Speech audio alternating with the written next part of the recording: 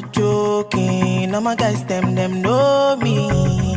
Hello guys, what's up? Welcome back to my channel. My name is Melissa, and if you're new, please like the video, please subscribe to my channel and click the notification bell so that whenever I post, you'll be the very first to find out. In 2022, exactly 2 years ago, Taiwo Abodunde boarded a plane and headed straight to the UK alongside her husband Olubunmi Abodunde and their 3 children. They all came to the UK to start a beautiful life, unknown to them that 2 years after leaving Nigeria, their union will come to a sad end, with Taiwo Abodunde passing to the great beyond. Today's story is a very sad one, but definitely something to learn from. Taiwo got a job in Cambridge Mano Care Home 2 years ago and then moved to the UK alongside her family. Now, this particular couple, they've been having so many incidents of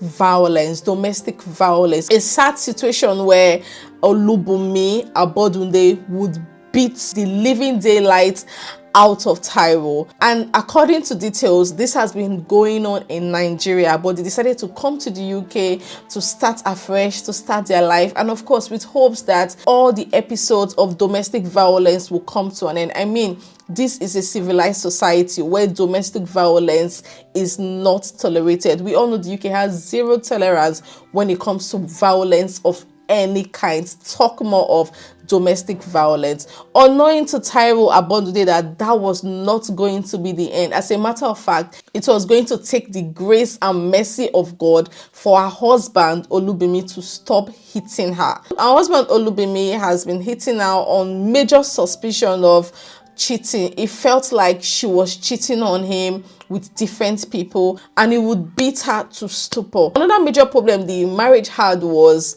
paying bills. They had series of clash about unpaid bills, about settling bills, who to pay off council tax, who to pay off gas, who to pay off rent, who to feed the family. It was causing a lot of problem for them because the husband, who is a trained civil engineer from Nigeria, came to the UK and started working in Tesco. On a certain day, Taiwo Abodunde, who happens to be 41 years old, rushed to the police with a split lips. At that point, she had to bear it all to the police that this particular man has been hitting me all the way since we got to the UK from Nigeria.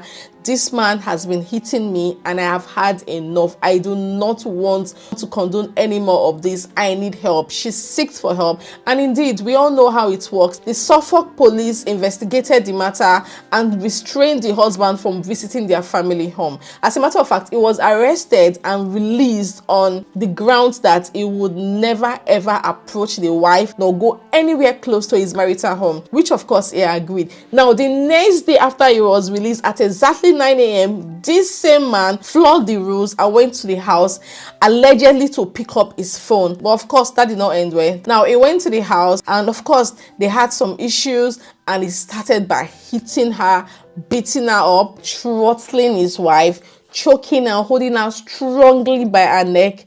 After that, he went ahead to sample on her repeatedly, continuously, and then finish it off by hitting her with a skateboard. From everything that I've seen, it was clear that probably because she reported to the police, I mean, it was the first time of reporting to the police, he got really offended. Like, indeed, because we're in the UK, you think you have nerves to report to the police. I know how we go down, but we go down first. I think that's exactly what played out, because I don't understand why you would do that to your wife a day after it was released. Now, that's not even the end of it. The sad part of it was that police were actually around about the time this was going on. Now, police came the next day to check on the wife, take statement from her, and they heard series of noise, bangling noise coming in from that apartment.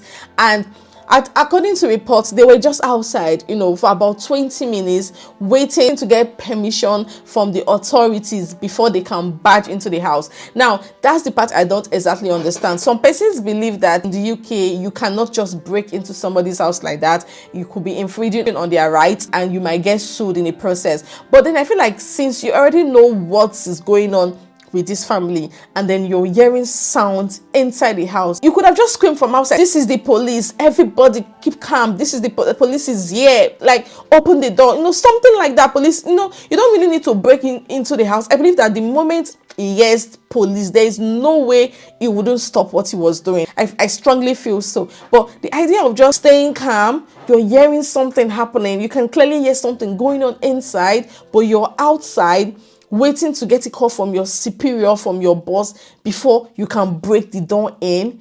I thought saving life should be their mantra. So I can't say for sure what exactly played out, what exactly happened. I'm not a lawyer, neither do I work with the police, but naturally, I feel that's something they should have done. As a matter of fact, the violence was so intense to the point that the child's skateboard, which he used to hit her, broke into two. Guys, you can now imagine the degree, the level at which he actually hit her with that.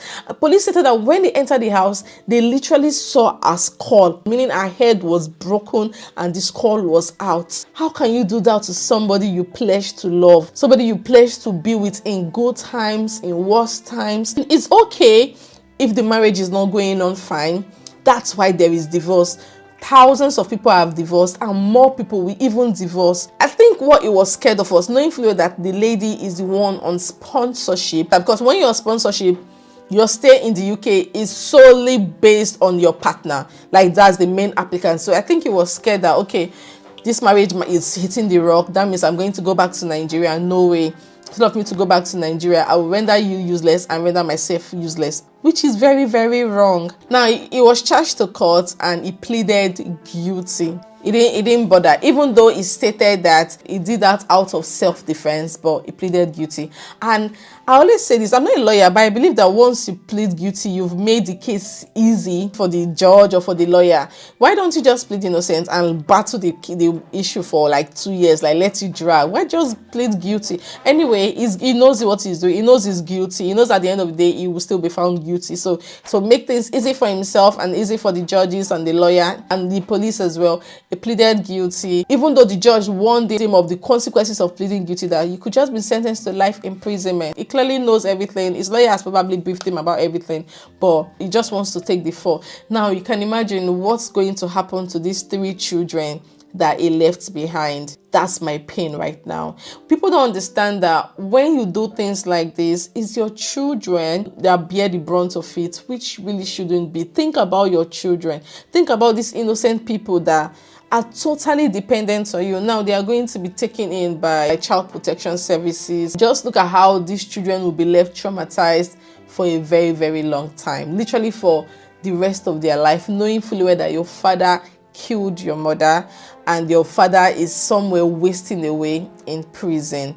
Guys, live to live. I can't stress on this enough. How do you do this to somebody you love, to a family you pledge to be there for at all times? How do you destroy your family with your own hands?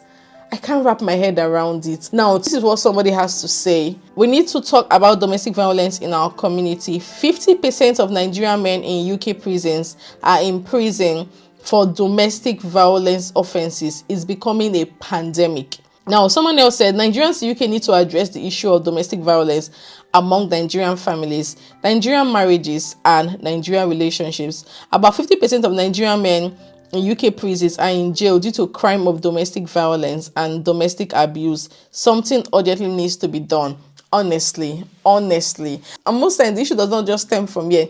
It starts from Nigeria. They come here thinking, okay, the man is going to change or the woman is going to change. Everything, they're going to start their life afresh. But no, forgetting that the pressure here can even be a whole lot, because a lot of people, they sell their properties before moving here. And if things are not going well, they are tense, they are pressured.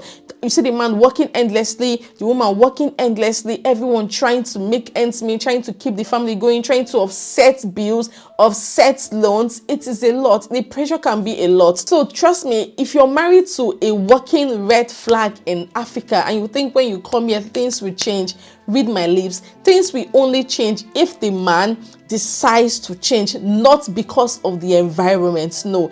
A woman beater is a woman beater. A man beater is a man beater. So they can only decide to change their ways, change in their attitude, if and only they feel like, okay, at this point I need to become better, I need to be better, not just for myself but for my family, I need to be there for my spouse, I need to stop doing this, and then they walk towards that, or they seek professional help. But if you think the environment is enough to change that violent spouse of yours, take it from Melissa today, you're dreaming too wild. Trust me, you're dreaming too wild, and I think it's high time you woke up from that sleep, because it's not going to happen. It does not work that way.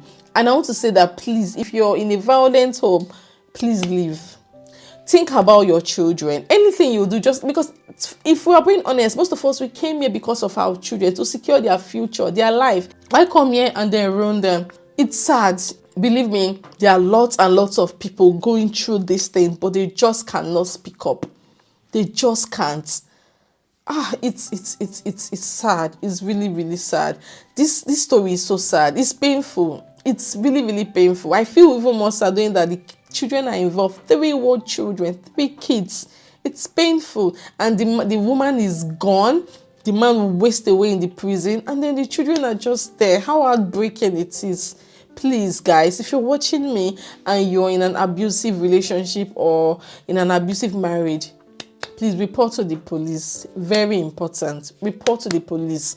In this situation, she even reported to the police, and he was granted bail. He came back the next day to finish off what he has started. It's sad. It's just really painful. It's even more devastating knowing that the police were even around, but they could not go in because they needed permission from their senior boss. That's really painful and devastating. It really, really is. My heart goes out to this family, this woman's family, her colleagues, her friends, people who know her. It's sad. It's really painful. And I just pray that God, in His infinite mercy, will give you all the fortitude to bear this irreplaceable loss. Amen. Down to the policemen who were outside, they are currently under investigation, serious investigation. And I really cannot wait to see what happens at the end of the day. Guys, thank you so much for watching this video. Please let me know your thoughts in the comment section, and I will see you all again. Bye, guys.